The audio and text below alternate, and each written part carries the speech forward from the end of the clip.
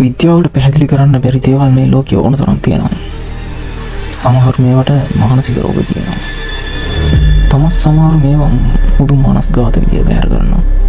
හැබැයි කිසිම හේතුවක් නැතුව ඔබේ සිරුරේ නිල් පැහැති ලප මතුවෙද්දී පාළු කාමරයක් ඇතුලේ අමුතුම පිච්චමල් සුවඳක් දැනෙද්දී විද්‍යාවටත් උත්තර නැති වෙන්න පුළුවන්. ඉතින් අද ෂැඩෝ බොක්ස් එකෙන් අපි අරන් එන්නේ 1990 දශකයේ මුල් භාගයේ දකුණු පළාතේ මුළු ගමක්ම හෙල්ලු සත්‍ය අද්භූත සිදුවීමක් පාදක කරගෙන. ඒ තමයි කළු කුමාරයාගේ බැරම වැටුණු ඒ අවාසනාවන්ත තරුණියගේ කතාව. ඉතින් මේ කතාව අවසානට අපි කළු කුමාරයා ගැන විස්තර කරනවා. ඉතින් ඔයා තාමත් The Shadow Box නාලිකාව subscribe කරමු නැති කෙනෙක් නම් අනිවාර්යෙන් පහළ තියෙන subscribe button එක click කරලා අපිත් එක්ක එකතු වෙන්න. මේ වගේ සත්‍ය කතා දැනගන්න. එහෙනම් අපි යමු කතාවට. මේ සිද්ධිය වෙන්නේ 1990 අවුරුද්දේ ගාල්ලේ එක ගමක. මේ කතාවේ ප්‍රධාන චරිතය අවුරුදු 19 හැවිරිදි තරුණියක්. ඒ විද්‍යාවේ සාමාන්‍යයෙන් උසස් පෙළ හදාරන හිටපු ඉතාමත් රූමත් ශිෂ්‍යාවක් කියලා තමයි ගමේ කට්ටිය පවසන්නේ. ඒ ජීවත් වුණු ගෙදර සීමාවේ විශාල එල්ලයක් සහ නුග ගසක් හම්බ වෙනවා දකින්න පුළුවන්. දවසක් හවස වෙලා ඒ කියන්නේ හරියටම ඉර බැස්සට පස්සේ ගොම්මන් යාමේ ඒ තනියම නින්දට ගියා දිය නාන්න. මුළු පරිසරයම එකපාරටම නිශ්ශබ්ද වුණා. කුරුල්ලෝ කෑ ගහන එක නතර වුණා.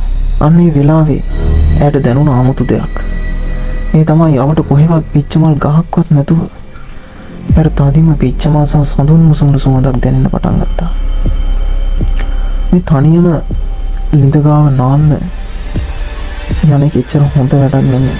පැරණි ගැමියන් විශ්වාස කරනවා පාළු තැනකදී මෙහෙම මල් සුවඳක් දැනෙනවා කියන්නේ කළු කුමාරයාගේ පැමිණීමයි. ඒ බය වෙලා නුගගස පැත්ත බැලුවා. ඒ දුටුව ගස අසල අඳුරේ හිටගෙන ඉන්න ඉතාමත් උස වැඩහුරුකම් තියෙන තද කළු පැහැති සිරුරක් තියෙන තරුණයෙක්. ඌ ඒ දෙස බලාගෙන සිටියා. එයාට කෑ ගහන්න පව බැරි වුණා. බාල්දියත් එතනම දාලා ගෙට දිවෙන් මරණ බය දැනුන නිසායි. එදායි දැකපු රූපය මුදු මායාවක් කියලා හිතන්න තිබුණා. ඒත් එදා රෑ ඉඳන් ඇගේ ජීවිතය අපායක් වුණා. පහවදා ඉඳන් ඇයි කෑම බීම ප්‍රතික්ෂේප කළා. ඇයි ගානක් කැඩපත ඉස්සරහට වෙලා තනියම hina වී කොණ්ඩේ පීරන්න පටන් ගත්තා.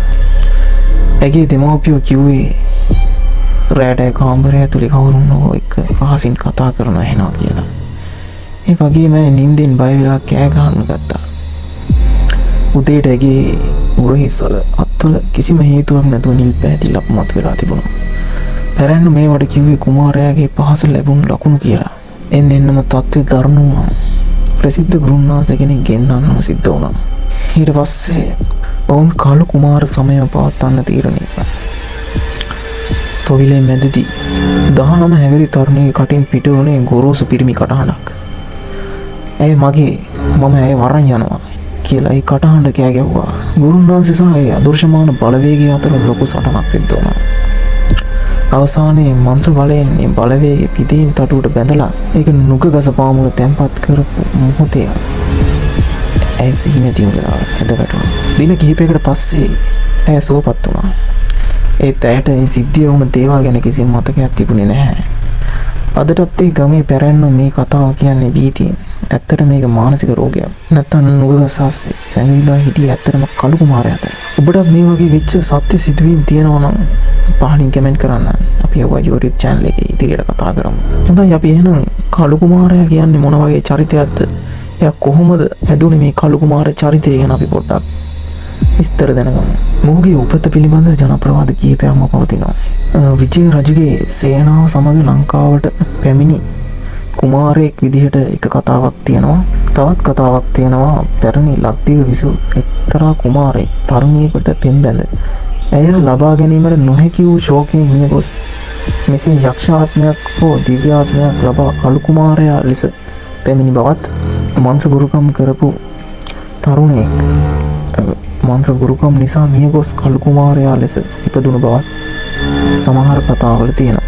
කළු කුමාරයා සාමාන්‍යයෙන් හඳුන්වන්නේ තද කළු පැහැති සිරුරක් ඇති තාමත් ආකර්ශනීය පෙනුමක් හිමි තරුණයෙක් ලෙසයි. ඔහු බොහෝ විට ගමන් කරන්නේ කළු පැහැති සත්තුන්ගේ පිටේ උදාහරණයක් විදිහට කළු පැහැති බල්ලන්, කළු පැහැති ගවයන්, කළු පැහැති අශ්වයන් ආදී සත්තු මොහුගේ වාහන ලෙස හඳුන්වනවා. අතේ රත්තරන් කඩුවක් හෝ කෙවිතක් සමහරු කියනවා මරක් දරා සිටිනවා කියලා. තනිව සිටින තරුණයන් ඉදිරියේ පෙනී සිට ඔවුන්ගේ සිත් ව්‍යාකූල කරන බව ගැමියන් විශ්වාස කරනවා. මේ ගැමියන්ගේ විශ්වාසවලට අනුව මේ තරුණියන්ට කාන්තාවන්ට බැල්ම වැටෙන්න ප්‍රධාන වෙලාවන් සහ ස්ථාන තියෙන මේ කළු කුමාර බැල්ම වැටෙන්න ගොඩක්ම බලපාන්නේ රාත්‍රී කාලේ තනිව ගමන් කිරීම, විලවුන් වර්ග සහ මල් වර්ග අධික ලෙස භාවිතා කිරීම, තනියම ගොන්මන් යාමේ ලිඳට ලිම්වලට ගංගා ආශ්‍රිතව දියනාන්න යන තරුණියන් මේ කළු කුමාරයා දිෂ්ටි කරගන්නවා කියලා තමයි ජනප්‍රවාදවල කියන්නේ.